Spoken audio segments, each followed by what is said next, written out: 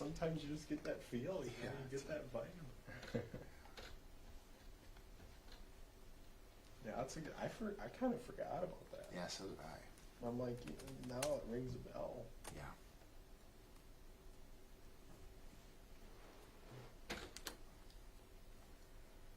And then Mel Tech or somebody was like trying to touch him on the head when he left the stadium too, and he's just like, get off.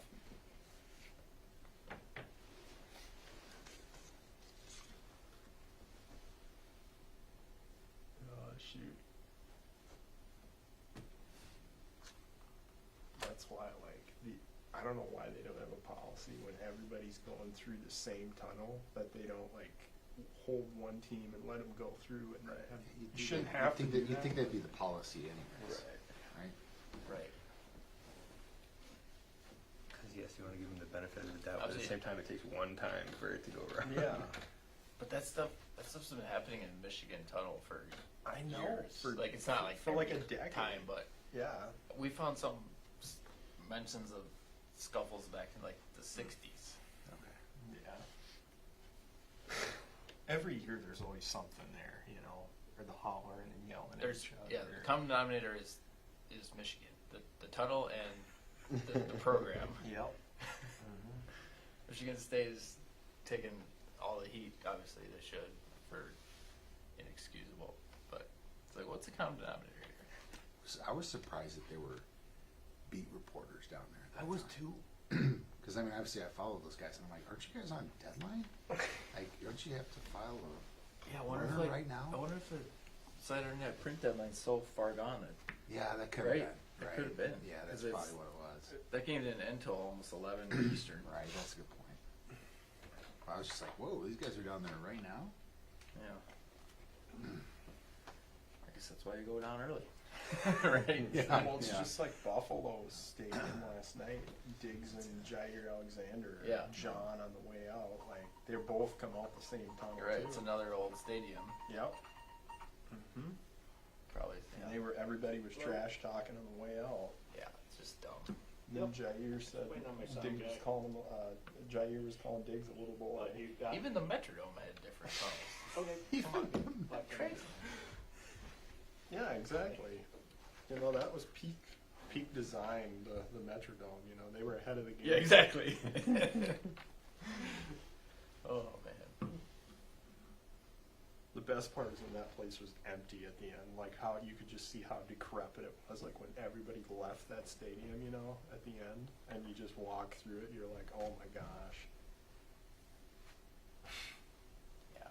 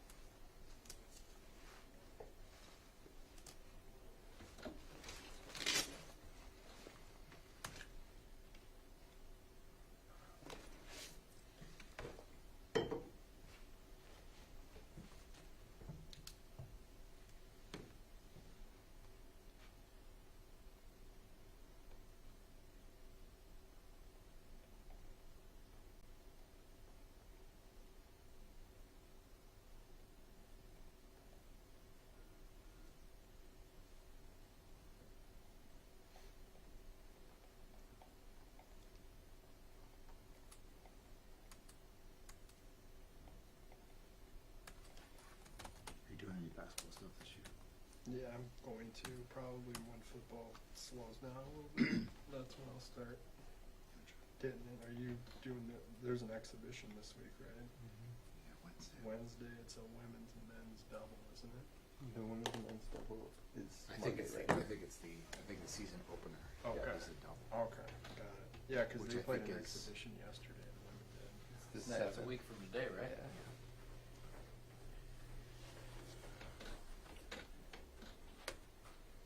Go see how Colorado did. They lost Arizona State, man. I Hey, had to Brad. Hmm? Colorado lost to Arizona State. I saw that. I had to go back and look, Yeah. see how Mike Sanford did. I saw that. Wilcox should be fired for losing that game at Cal in Colorado. Now they got to play Oregon and USC back to back.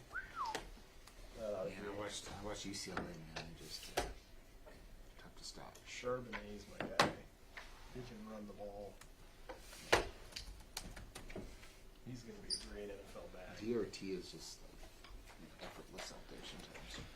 I think he's going to be somebody's going to get lucky and get a good quarterback there. Like maybe not, he maybe won't burst onto the scene in the NFL, but he could be like a Jalen Hurts, you know, where he has little time to develop. Mm-hmm.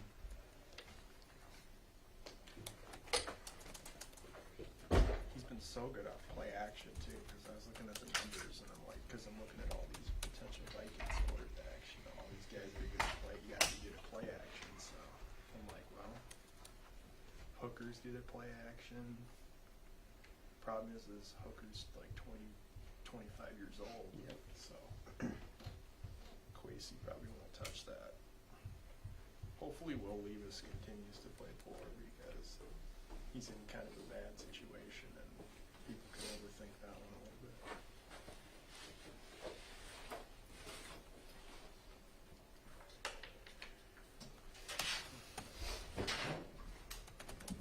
Packers just gonna tank for Marvin Harrison Jr. now, or Well, he's not eligible till next year, right? Jackson Smith and Jigba.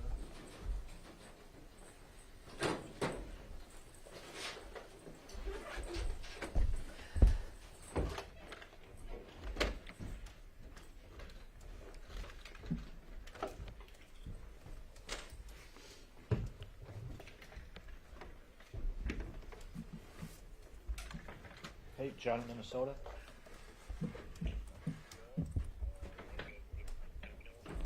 One, two, three, Rutgers always on the 4, side. 5, 6, 7, 8, 9, 10. All right.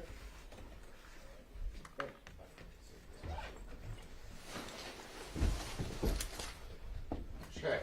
1, 2, 3, 4, 5, 6. The camera can have the back of your Check, head. check. What's that? The camera can have the back of your head.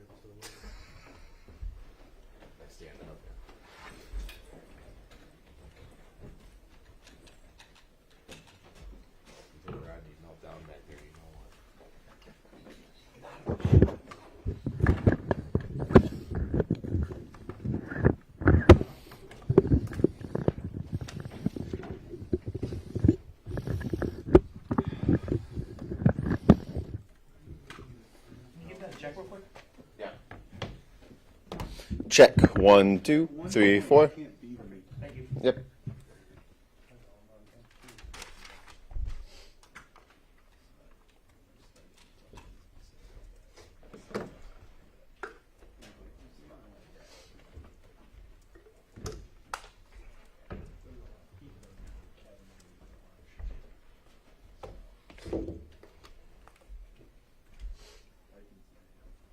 I've seen the Vikings have a long time.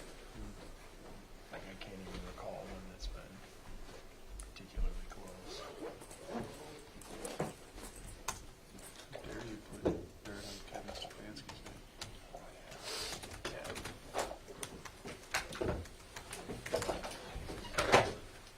They got a big one tonight against the Sure. Bye, all.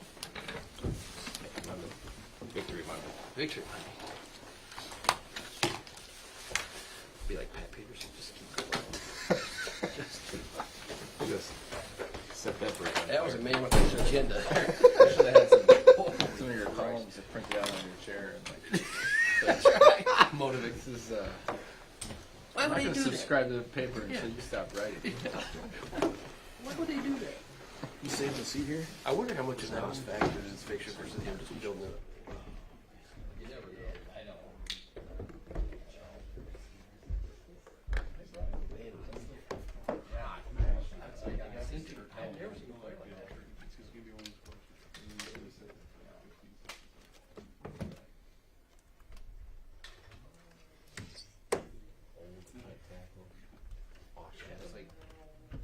Normally you blow it off and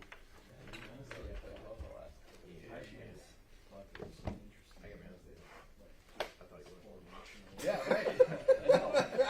But yeah, I guess he makes a fair point. Like, There's a reason why balls they don't go design it. go toward him. You don't know. yeah, and it's I mean, there's a few tackles. The best is the second one. He looks right at Kingsbury. that's two. That's two. That was at Kingsbury? Yeah. Kingsbury was doing Come over here. Yeah, Kingsbury was going back in too. I told Mark like, whoa, this is like on the edge of going. But I've never seen that guy in the middle of an interception with the Billy White shoes. He's like, the play's still going. Like, dude, go block. Right. And then the shade he threw it. On the video game thing? I didn't realize that was like. Yeah, that was the one that every everybody game was or on, something. and that's why everybody was. Yeah. Well, he was saying the dance was a Call of Duty dance. But then Then he did that. but Kyler Murray, that's the video game that he loves. Right. Everybody's saying he With the can't. contract. Yeah. I didn't see it. Fred was telling me that there's a chart or graph of when Call of Duty comes out and what Kyler Murray's numbers are at. Well, it's that, so. The game comes out and numbers go. And there's apparently weekends. I'm not a gamer either, but there's weekends where it's double. I'm gonna guess he gets an early release. It's like, it's just like a Friday, Saturday, Sundays, and it's like, on those weekends, it's double points. His games are awful. So Friday, Saturday, apparently. Reminds me when I was. We don't want that one? Give me just 1 second, sorry. St. Louis. Some of it's on that Kingsbury too, but. Murray. Crazy. Brilliant at times. Thank you. Yeah. 30-yard short. Test 1, 2. Go. Cool. And it wasn't you.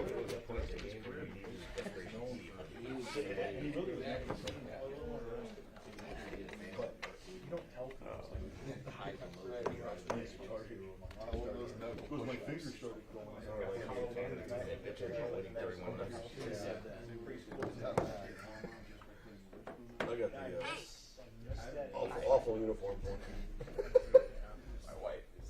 Yeah, okay. That's the first thing I thought of after the. Yes. This isn't sustainable. I'm like, it was 31-0. We're going white girl and we're both happy. Yeah.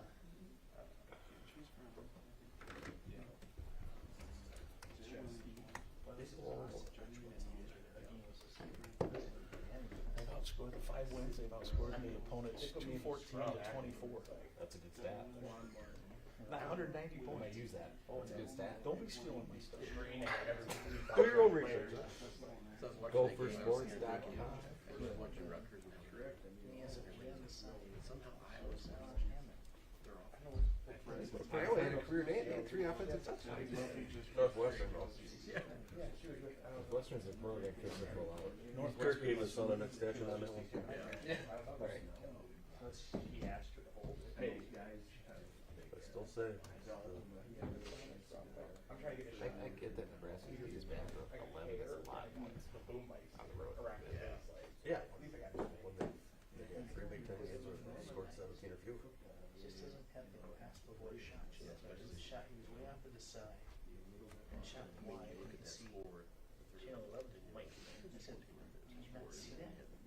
Well, yeah. Get one, it's just move it. Yeah, it's just like, I don't know. I was like the first one in. Why wasn't he front and center? He was way off to the side. I love how They won't beat Wisconsin. They're gonna have to. did Dalen get a target after his drop the rest of the game? He barely played. I saw it as a gunner on punt. No, that was Wally. Oh, the wide. What am I gonna do? I had that hair, so I he's not stopping. As you say, when you get that word, I'm like, I don't think Dalen's got a target. I don't think I like one. No? Gary was in. Yeah. How many passes did he throw? And then how many did they throw on the first? He was 7 and 9 in the first 2 rounds. He was 17 for 21. Yeah, 14 or 20. 14. Most of them came early. And he had To get that probably score. 4 drops. Brevin dropped 2. That's what I'm getting. Daniel Jackson dropped I'm 1. not gonna get jumped. He threw 12 passes after the first 2 What'd drives. you say? He was 7 and 12 after that. It's not something they affected. Can we try They drops? don't Maybe have that's one something person crazy. covering. Oh, he won the stat line of drops in the play in the book because he stats or something. Wants to be there. You gotta catch it. I mean, if you're gonna win, if you're gonna beat those guys, like you're gonna win those games. You know what I mean? Like, And you're two if you're not gonna get years. separation from the team, no, it's like, it would make sense, especially because you're gonna get what you want. Otherwise, Yeah, 'cause I I mean, I wouldn't call it a drop. I'd say it's a catchable pass. And if you're gonna win, you gotta make it. Like Penn State's guys made all those. Me too. And it's like, I'm trying to, You know, a lot of them transfer out, but they're not doing it. But you know what I mean? I know. As soon as I pulled the different quarterback was on there, I didn't notice it before. I'm too busy holding my breath. They have not for 4 weeks. They had a shot. They were just that bad. Down, and it's like, I can't. Because all of this. She's been notorious for nice kid. She deserves it. yeah, that's good. That's why I say when I brought her home there, I mean, what is Williams trying to win? No, it's right here. One shot is right here. One's right there. I don't know what your guys. They're not gonna scramble. But, Yeah. because they'll tackle it. Charlie I'm in a strong on that. Anyway, just one. I remember before it was. Was it very expensive? Well, we were here. And then like we got tackled. The problem with it is although we don't have a future yet. So then like I'm waiting and like we get pulled up. It's like I come to the wrong spot. And then I'm here for 4 That's the other thing about Tampa Bay. Zero wide receiver. That's crazy. You got your, you got to throw 3 hit more days on records. I'd be minimum 5. You know, I'm on the edge. I'm not pushing. no, I can see the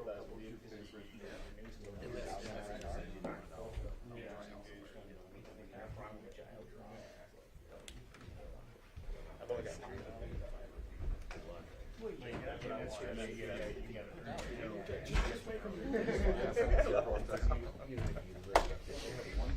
Yeah, I'll come on.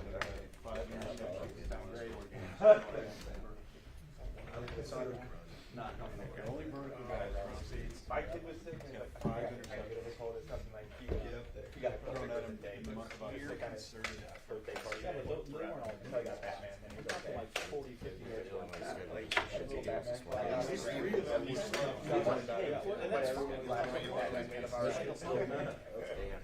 Everyone showed up and gets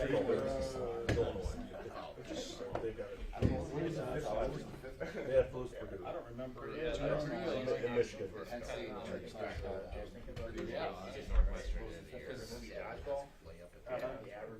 If Illinois lost to Purdue, I see that one pretty often. so the Purdue one also. And the goal. Yeah. That was a good. They were like 14 yards. That's the one. Stevens was gold. They were like at the 14-yard, 15 yards. So just throw down to like the 3, and he's thinking it's gonna be They get Iowa this week. Okay. the first interception in Illinois yeah. was like a 12-yard little lob pass. 4 guys that are suspended now. I think it's gonna stay. Back it in. The last one was thrown in his direction and no one answered. That last one. The first interception in Illinois. Purdue goes Iowa, Illinois, Single high safety jump. It was right down by 5 yards, 8 yards.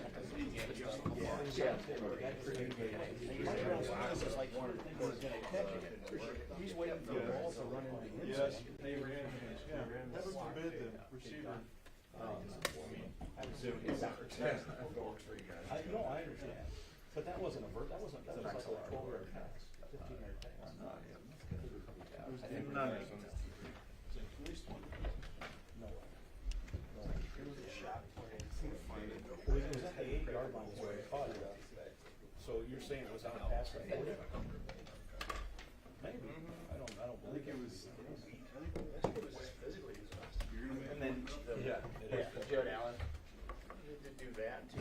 I slammed like 7 chicken tenders. yeah, I destroyed that play. Took my 2 bags of potatoes. Most game took me like 4 hours. This is absurd. It was. Well, everything too. They intercepted like the 8th. Yeah, it was at 50 yards.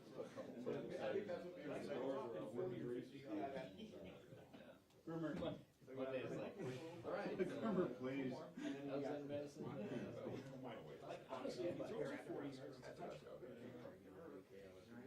If Michael Brown-Stevens doesn't wait for the basket to fall into his arms, the safety never gets there. Well, if he throws it if he doesn't get eviscerated by 600 pounds in his face, too, it's better. He hasn't beat the routes won. The routes won.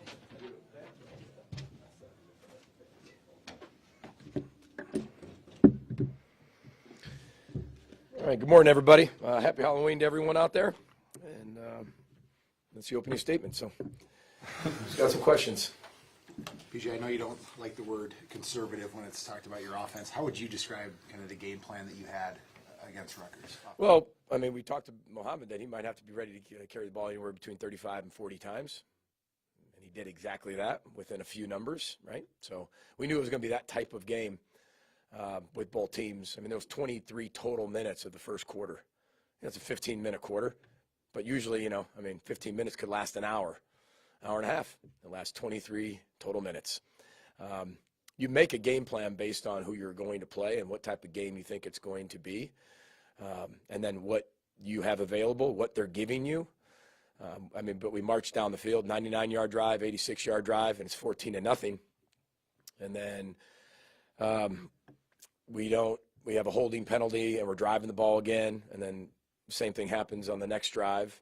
And, but we did what we had to do to win the football game, and I don't know what the word conservative necessarily means. You're doing what it takes to win the football game. And our defense got us 2 takeaways and we scored on those 2 possessions and we scored 31 points and won the football game. Our defense played really well. And you're making calls based on what you're seeing out there on the field. So, but we knew we would have to be a very heavy run and Muhammad was going to have to really lead us. And we talked about that all week with him because he hadn't had that many carries leading up to this game, but leading into it, we told him that's what he'd have to be ready for and thought he did a really good job executing that. Do you remember the first time you met Muhammad? What was your first impression of his size? Depends where you're going to go with this, Chip, right? Obviously, well, I'm such a tall, full of hair, just stunning individual. So when you're talking about what do I think of an individual who's shorter than me, when you watched him play, you knew his height and weight is not jumping off the film, but you're watching him as a player. You're watching him. How does he play that position? And if he isn't that big, does he play really big? And then he did, right? And then when you meet him, you could see he's going to be really thick from the lower body. He's going to have huge legs. And you match that with the type of style that we have, and he's going to fit that. And being able to get underneath people's pads, get to the third level, deliver a blow, have great yards after contact. He had 92 yards after contact this past game. That's what our system requires. That's what running the football, in my opinion, you need a back that can do that. And for me, he's lower to the ground. He's got great center of gravity when you see him. Again, I'm not sure everybody in the country is going to come after him because of his physical stature, but he was perfect for me. It was like the 3 Bears. It was just right for us, because I know what that's like to be an undersized player, and he is undersized if you look at him. But some of the best backs in the country right now, the kid at Syracuse, kid at Kansas State, they're not the biggest guys, but they're playing at an exceptionally high level. I think they're really good tailbacks. Not to say that it means you have to be shorter to be a great tailback, but when you saw him, I was like, listen, this kid, the way he plays and the type of person he is going to overcome what his deficiencies are in height and weight. How much of an asset is it to have a tight end like Brevin who can put stress on defenses by lining up in so many different spots? Well, I think that's, as you can see, our tight end's our leading receiver, and we've had to be able to do some things that we talked about even in the offseason that we think our tight ends are going to be way more involved, especially him. And now he's our leading receiver. When was the last time our tight end led the wide receiving core or the pass game in receptions? Not since I've been here. But we have to be able to make up for some of the guys that we don't have. Brevin's done a really good job, I think, in the run game, which has allowed us to be able to move him formationally, put him in motion at different times, which put us in an advantage in some situations when we are having success running the football. When it comes to the play of Tyler Nubin, what have you been most impressed by this season? Well, there's nothing surprising about what he does, but impressed is just how much he applies the things he learns from the week. He applies the coaching techniques, the philosophy, why we're actually running the things we're running on defense, and him executing to exactly how they need to be executed. He just plays the game with such passion, so much energy. He loves the game. He's a very loose guy when you're around him in terms of personality. He doesn't take things too serious, and that makes him a really good football player because he has incredible confidence. He understands the scheme. He understands how he fits within the scheme. And again, when you have guys who love the game, and whether it's going well or not, they love playing in the game, and they can overcome their failings. They can persevere through the tough times, and they also can really enjoy the times when it's going well, but not get too high. That's when you got really, really good team and really good players, and Tyler is that leader for us on the defensive side of the ball for sure. As you look towards the next week, what stands out to you about Nebraska? Well, we're looking at him right now. That's the hard part. Press conference with Monday mornings, but we've looked at him last night. We've seen him when we've game planned other teams. They've got really explosive wide receivers. I'm sure everybody knows that. Quarterback position, there's 3 guys they've played all year and rotated at times. And I'm not sure which ones they're going to play. I'm not sure if Casey's going to play or not, but the 2 behind him. I know Coach Mickey's talked a little bit about Chuba and talked a little bit more towards that side. But we don't know which one they're going to actually play. So they all 3 of them do very similar things. They're very mobile with their feet. They can throw the ball down the field. They've had a ton of explosive plays in the last 2 games, a ton. Most of their explosive plays throughout the entire year have come within the last 2 weeks. And defensively speaking, a lot of guys we played against in the past, I think 44 on their defensive line. So we played against him forever, the Nelson kid. And, they've got a really long athletic secondary. Every time we always play Nebraska, I always look across the 50-yard line. I'm like, man, that's a good-looking football team, man. I mean, they're all above the rim. And it's a credit to what they've done in recruiting and the type of athletes they have. But again, they have a system. They've stuck to that system. We've got some more data in terms of the defensive side. There was a defensive coordinator change, and we have some data with that as well, which helps. But again, we're going into Lincoln, and we know it's going to be another sellout and a hostile environment. What challenge does facing an interim staff present to your team? Well, I think you just have to go based on, what the games present themselves as face value, what you see on film. Right, and the characteristics that team shows now, right? And the players have been there all year, so you can watch the personnel throughout the entire year. But in terms of schematics, Coach Whipple's still the offensive coordinator running his system. Defensively, you have 4 games of data that you can watch and really study and learn from, and how that differs from the past. But really, that doesn't change as much. Maybe as some of the situational calls. Maybe Mickey's going to be different from Scott on that, but. That's really kind of in-game decisions that, there's not a ton of data from. But you handle it as it shows on film and game plan accordingly. How would you evaluate the vertical passing game right now? There's not a lot of it. What do you think that is? Well, again, you go back to what you have to be able to do. You have to know what it's going to be able to take what it's going to take for things to win games. We have thrown the ball vertically, and that's where we've thrown some of our interceptions over the last few games. Okay, so the 2 games that we lost that I feel like was because of a vertical passing game, that can maybe make you hesitant to be able to do that again because, again, you're not doing something to not lose a game. But knowing what can cost you a game is part of winning a game. Right, so when we're, I know that even before the half, we call timeouts. We're gonna go attack. Well, if we catch the punt, it's different. The punt rolls 25 yards, goes back. Now we're backed up at the -20 with no timeouts. I've also been in that situation before. We're up 14-0 or something like that. Sack, fumble, pickup, 14-7. Very different story than getting the ball in the second half. You're going to evaluate things as they continue to come. You're going to have a plan, but then that plan can change immediately. We've put ourselves in really bad positions over what the data shows and the proof shows when we have gone down the field vertically. That's when we've actually thrown our most interceptions right now. So we've got to evaluate that. We've got to create it formationally better to be able to do it, put guys in a position where maybe that doesn't happen as much. Tanner was 14 of 21. We had 4 drops in the game. I mean, that's 18 of 21. That's very similar performance to the Michigan State game, which I thought he played really well. Now, all the blame and credit goes on quarterbacks and things like that, and I get that. But we had 4 drops that I don't think were that hard. That puts you in a position like, all right, that can cost you. And so there's things that your team shows you that we're getting better at, that we're not getting better at, that we have to improve at, that what can cost us, what do we have to get better at, when can we trust it again, what do we have to do to show we can trust it? As you keep going through the season, that's what you keep working on. So I agree with you that the answer is not just that. When we do it, we have to execute it. And if we haven't executed it, what has that done to cost us a game? And has it cost us a game? And I felt at times, the head coach, it has. But again, you do what you have to do, and you're making those calls within the game based on how the game is going. You have to see in practice too to feel. Absolutely, 100%. Yep. There's a lot of times we go throughout the week, and there's things like, hey, we really like that on the board. We go out there, and we just don't execute it as well. We throw it out. There's things that we have, like, I'm not sure how good it is. Or you get really good at it. We're like, all right, we're going to keep it in. Run game, pass game. Same with defensive blitzes, defensive schemes. Hey, we really like this. This could really help. Our guys just don't have a good feel for it. We're going to throw that out. But I think every coach goes through that. Every head coach has to make those decisions. And those are, that's why you have to make those calls, but we won 31-0. That's the point of the game, is to win.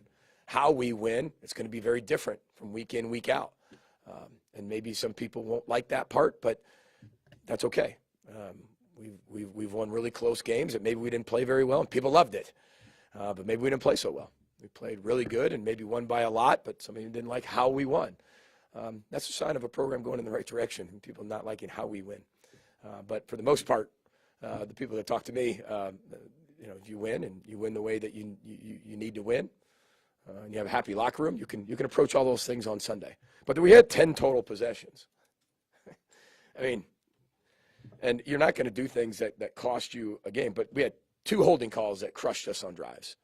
And we're moving the football. But going into the game, we knew we were going to have to run the ball a lot. If you can forgive a looking ahead question, I was wondering what you thought about the 2023 schedule that came out last schedule question of 2023. That's all right. It was particularly glaring from a Gophers standpoint. I think most people thought, just as far as the East games you got, and sort of building off that, it could be the last year of the divisions. Don't know. Yeah. What does that matter to you guys moving forward when you're going to have 16 teams in? And what's Who doesn't know if we even stop at 16 too, right? Nobody really knows. My responsibility is Minnesota go for football, making sure that we're prepared for everything on and off the field, the best we possibly can, keep developing elite young men on and off the field, holding them accountable for everything we do as young men. And, no matter if they're freshmen or seniors, no matter if they've been here a short amount of time, long enough, or a long time, and uphold the standard of what we believe in. And, that's what we're going to keep focusing on. I know that as we keep going down the road, there's a lot of unanswered questions right now and not much certainty of what the Big Ten will look like in terms of how many teams, divisions, pods. Nobody really knows. But all we have to focus on is right now. But I'm glad we're in the Big Ten. I'm glad we're at Minnesota. I think we're in a really good position. So the future of college football, I think we all know, is going to look very different here in a few years. But it's always – change is inevitable, as you've always heard me say. So college football today looks very different than it did 10 years ago. You just kind of adapt, and it seems way bigger because it's now, right? But going from the BCS to the college football playoff, that changed it. Now wanting to expand that's going to change that. People changing conferences is a big deal, but we've done that forever. I think just because of the TV, it's sped up a little bit more, where things maybe happened every big change like that, 10 to 12 years or 15 years, have all kind of happened almost every other year. Every third year, now every year. But I think that TV drives that too. PJ, I know 6 wins isn't the standard, but what would it mean for this group to get bowl eligible this week? It's just being 1-0. And that's all we're going to focus on. That's not what the whole goal is, and the whole goal of this week is. We got to play our best football. And to Ryan's point, I want to see our team play as balanced, right, and as well as we possibly can. And that's the standard. And that's what I evaluate every Sunday when we walk in.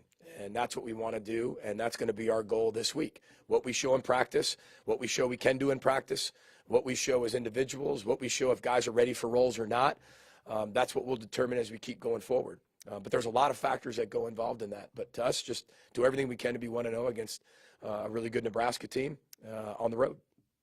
You talked about creating interior defensive line pressure. Yeah. How do you feel like that is, and how can you generate more of it? Well, I think it's one thing. It's about what do you think it is with 4. Let's just start with that. And then how can you generate? Well, how you can generate it more is stunts and blitzes, right? But you also have to have the personnel you have get better. And I thought this week, I thought we shrunk the pocket better. I think around the country, as you look at people who lead the country in sacks, lead the conferences in sacks, I think the sacks are way down. Balls are getting out of the hand faster. Now, the RPO systems can make things a little bit different. Even some of the top offenses in the country are very spread out, balls out so quick. They're not allowing people to get to the quarterback and get a ton of sacks. So our whole goal this week was shrinking the pocket from within, in the middle, and the outside. And I thought we did a good job of that. We created some throws that needed to be done earlier than maybe they expected, got some tip passes, I think Ja had a sack and a half. We created some incompletions because of some pressure. Is it where we want it? No. Was it better? Yes. And I think that's a compliment to us getting them better and them wanting to be better. Coaching, playing. Now, we have to get a lot better and create a lot more. This is by no means the standard of it, but I thought it improved from last week to this week. What do you think of the way the O-line executed in the ground game against Rutgers? Well, I thought it was a very, very physical game. I mean, we're talking about a top 10 defense. Okay, so, we can talk about how we won and what the score was and all that other stuff. I mean, they're a top 10 defense. We know it was going to be, a tough, physical Big Ten football game. And I thought up front, besides a few holding penalties, I thought we played really hard, really tough. We played really well together. Do we have to bend, be lower, and not lean as much? Yes. But that's all part of technique. And nobody's better at teaching that than Brian Callahan, and he'll get that part right. But I thought that we finished on our blocks. We finished downhill. We pushed piles when we can. Not a lot of teams have had success running the football against them. I mean, what are they averaging? 89 yards, 86 yards rushing? So, I thought that was pretty good. So I focus on the things that I know internally when we're building that game plan of what we're going to have to do to make that work.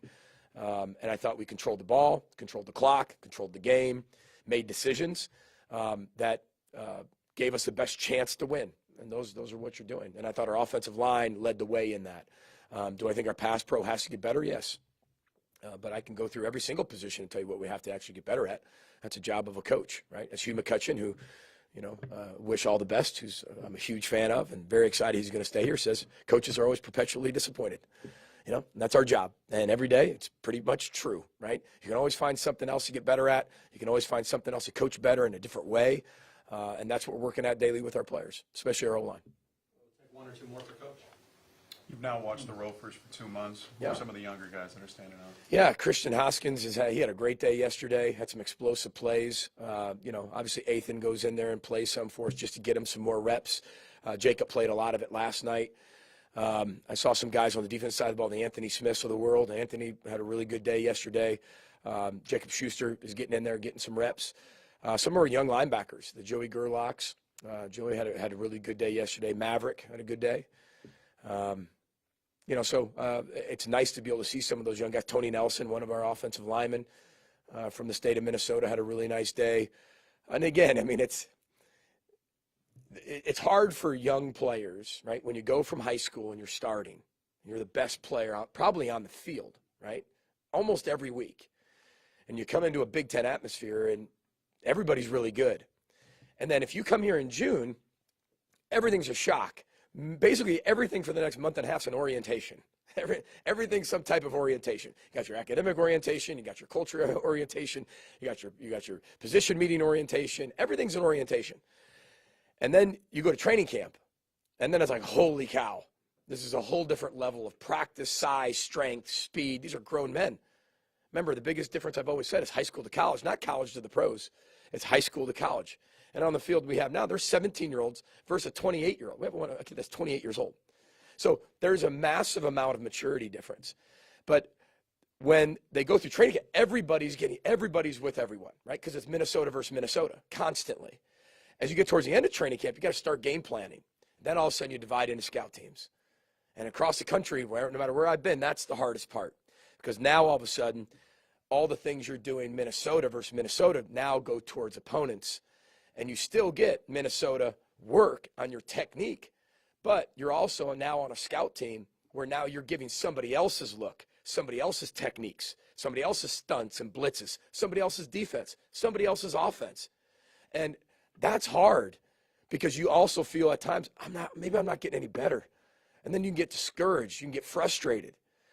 That's why we do Sunday night football, is because one, they get true individual instruction with our coaches. They have, and you know, the difference between people that really are successful and that aren't successful is really the unrequired work. We can be with you 20 hours, but you can do whatever you want on that field, right? I remember as a player and watching the great ones, they would do hours and hours and hours on their own, right, from film study to on the field. But Sunday night football gives us the ability to work with those young players in individual skill instruction, away from the varsity, if that's what you want to call it. They have a team coffee, what we call like a team stretch. But we do a ton of individual with them, and then we go into a scrimmage. And that's their time to show us how much better they're getting, how much they're improving. You put them in a game atmosphere. You know, we got under the lights. Players are involved, or sidelines are packed full of players. Parents come to those as well. And we watch them get better. And they're always being evaluated, though, too. So I think that, you know, I really like where our young players are at, but that doesn't mean that they're ready to play in Big Ten football yet. They've got to mature. They've got to go through a strength and conditioning program. You know, we've had some freshmen help us, but I'd love to be able to redshirt all of them if I could. I mean, there's some guys that are playing out there on Sunday night that they're going to be really, really special Big Ten players. But they've got to be able to keep getting better, and they need that experience, and that's why we do it. So. I got this. I saved this for last. Oh, terrific. Today's Halloween. You're a small-town Illinois kid. Do you have any favorite Halloween memories or favorite costumes or something like that? I'm assuming you were a Chicago Bear every year. Yeah, I mean, mine's really boring. I was a Chicago Bear, Jim McMahon, for like 5 straight years. I didn't want to be anything else. If it didn't have anything to do with sports, I didn't want anything to do with it. So I think maybe I was Walter Payton one time, and I switched it up. You know, I had a 34 jersey laying around. So, but Jim McMahon for sure, all the way, the punky QB. So, any other questions? You must have hair. What's that? No costume today? This is my costume. This is my costume. Yeah. What was it? Did I have hair? Oh, yeah, absolutely. Yeah, we all used to have hair at some point. But remember, my hair's gone. And my kids say, "Dad, you're bald." I said, "Hold on, I'm not bald. Watch. Give it a day. Watch the hair grow."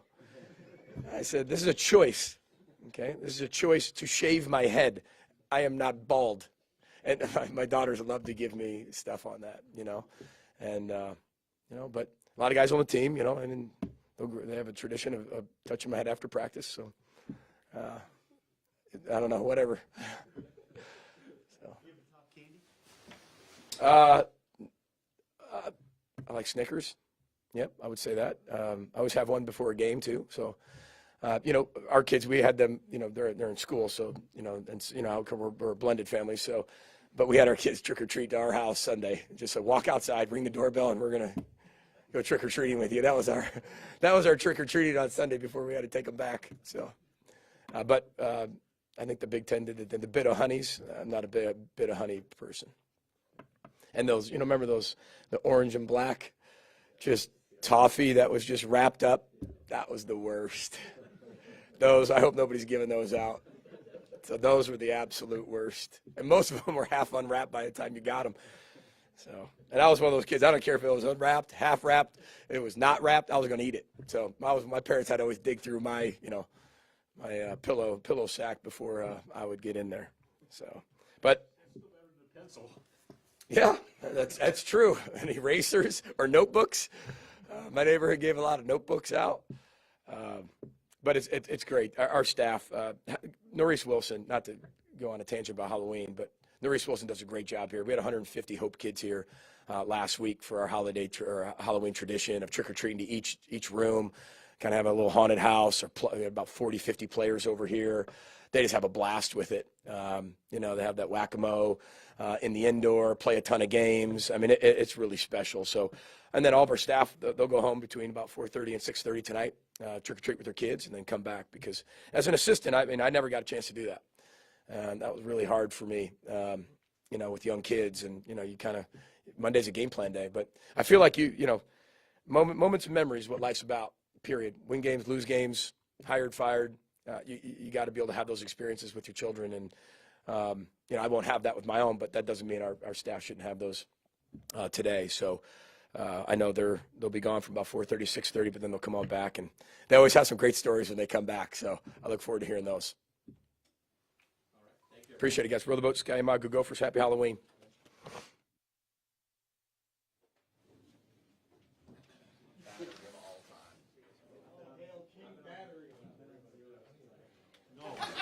I want to bring something to the show.